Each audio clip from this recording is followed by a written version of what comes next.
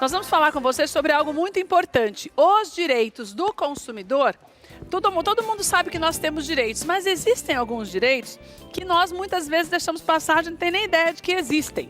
Isso é muito importante a gente falar, porque muitas vezes, pelo desconhecimento, a gente pode ser prejudicado, né, doutor? Boa tarde, obrigada por você estar aqui com a gente mais uma vez. Eu que agradeço. Doutor, então tem tanto de direito assim, que a gente pode até falar sobre isso, eu ainda brinquei com as meninas, mas tem tanta coisa assim que a gente ainda não sabe?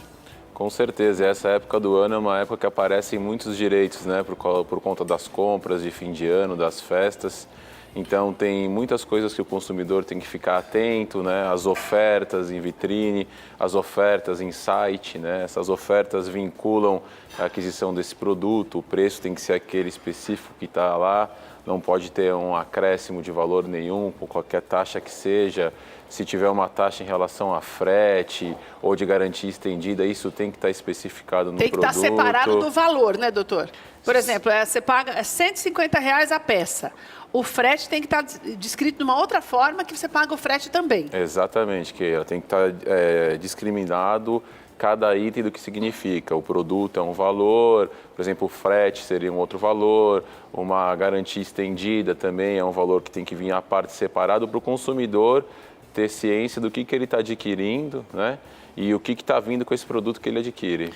Doutor, eu queria te falar, tem várias, eu estou vendo aqui, tem mais de 15 itens, mas tem uma coisa que me veio à cabeça, porque é uma mudança nova na lei, que é na questão de compra de apartamentos, no que diz respeito à desistência, porque antes se poderia receber uma parte deste valor quando você paga, e desiste depois. Hoje isso não existe mais, não existe essa obrigatoriedade da empresa ou daquela pessoa para a qual vendeu o imóvel para a gente ressarcir?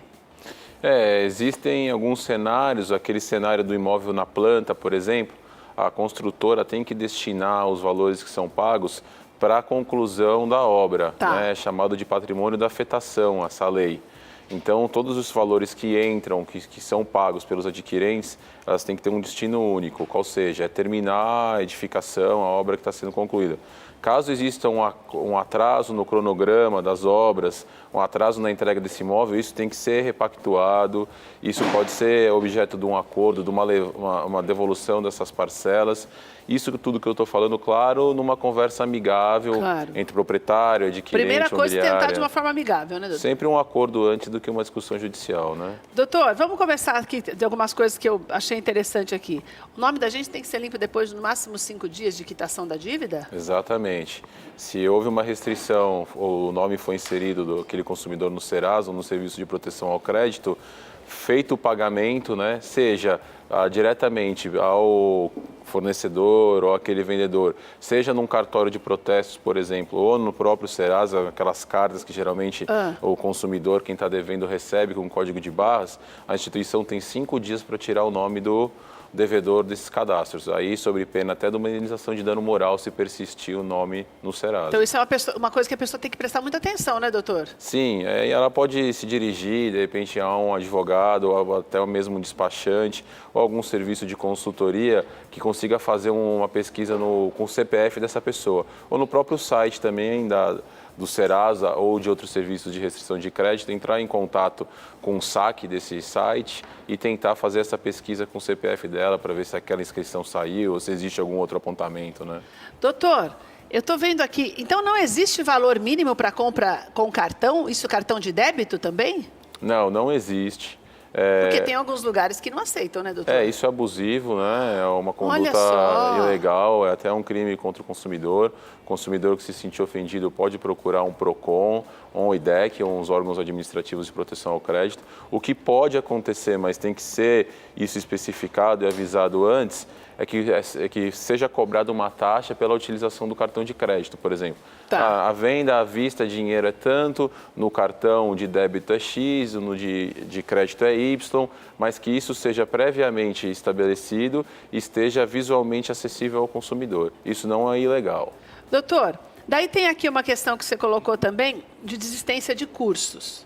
Então, a pessoa paga o curso na íntegra e depois ela tem o direito de receber 100% daquilo que ela pagou antecipadamente?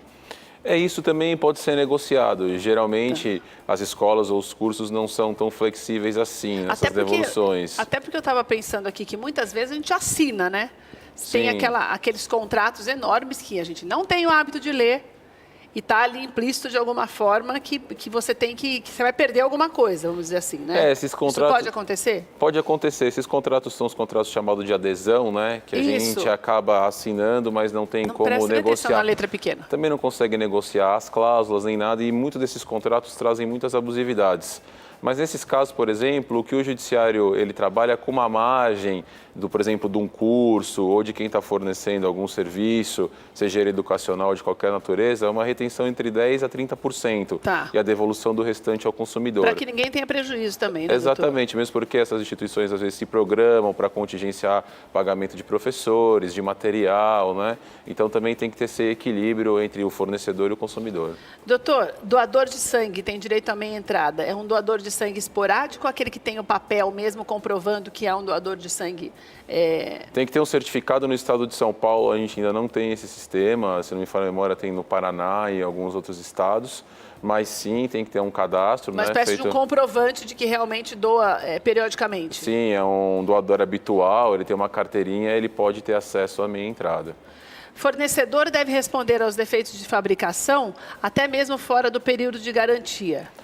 O que seria isso, doutor? Isso é bem importante comentar, porque às vezes a gente adquire algum produto, geralmente é mais um produto mesmo, e geralmente são bens duráveis, né? Tá. Eletrodomésticos, bens que guarnecem a residência, e aquele defeito aparece depois dos 90 dias ou até mais tempo. É chamado do vício oculto. A gente compra e fica um tempo, aí depois a TV, depois de um ano, começa a falhar e se percebe que é um problema estrutural, um problema elétrico. O prazo de garantia conta da constatação do defeito. Ou seja, depois de um ano aparecer um problema estrutural daquele produto, o consumidor tem direito de fazer aquela reclamação ao fornecedor. Dificilmente se tem uma conclusão negocial, né, num acordo. Mas quando se leva isso ao PROCON, no procedimento administrativo, a maioria de fornecedores e vendedores acabam tentando oferecer um outro produto a esse consumidor, a devolução do dinheiro, até para poder manter o bom nome e não ter uma discussão. É chamado de vício oculto, né? Então a garantia conta do descobrimento desse vício. Porque tem coisas que, na verdade, no dia a dia, até a própria empresa sabe que não é um defeito que foi causado por um mau uso, né? Tem coisas que não tem nada a ver com o mau uso, né? Como você falou da televisão, por exemplo, é diferente de você queimar ou quebrar ou ter um dano aparente no aparelho, né? Geralmente são problemas estruturais. A gente vê muito isso em veículo, por exemplo, né? Compra um veículo, aí o veículo tem prazo de garantia de 2, 3 anos, aí existe um problema bem estrutural de motor ou de chassi, e isso geralmente é um objeto de discussão em concessionárias, né, que eles fazem as revisões periódicas, então aquilo tem que estar dentro da revisão, às vezes passa da revisão, o problema aparece depois, então isso pode ser questionado e aquele fornecedor é obrigado a solucionar o problema. E uma coisa que é muito importante que o doutor Leandro falou é que você não pode esquecer que existem direitos e o PROCON está aí para isso. Lógico que você vai tentar primeiro uma negociação amigável, mas se ela não ocorrer, o PROCON está aí justamente para fazer essa intermediação e possibilitar um acordo, né, doutor? Exatamente, que é importante que o consumidor documente isso, que ele mande um e-mail, né, se o vendedor ou o fornecedor tem um site de identificação, hoje em dia isso é muito comum, né? Então ele entre no site, poste um e-mail no saque, num serviço de atendimento ao consumidor, guarde os protocolos de atendimento, até para levar isso para o próprio PROCON, porque vai ficar mais fácil de vincular a reclamação com as tentativas de negociação que não deram certo. Olha, eu vou deixar os contatos do Dr. Leandro para você. A gente sempre procura falar aqui dos seus direitos, justamente porque, como o Dr. Leandro explicou para a gente logo no início, tem muitas coisas que nós não sabemos. Então, muitas vezes, pela falta de conhecimento, é justamente isso que nos faz perder dinheiro ou, muitas vezes, requerer coisas que não estão dentro daquilo que é o nosso direito, como eu falei no início, da questão de você ter o ressarcimento aí de 100% se você desiste de uma compra de imóvel, por exemplo. Então, é preciso conhecer um pouquinho. Se você não conhece a lei, então é importante que você, além de requerer os seus direitos, também busque os órgãos especializados como o PROCON para fazê-lo e também profissionais que tenham conhecimento de direito do consumidor para te ajudar nesse caso. E o doutor Leandro, vou deixar os contatos dele para você.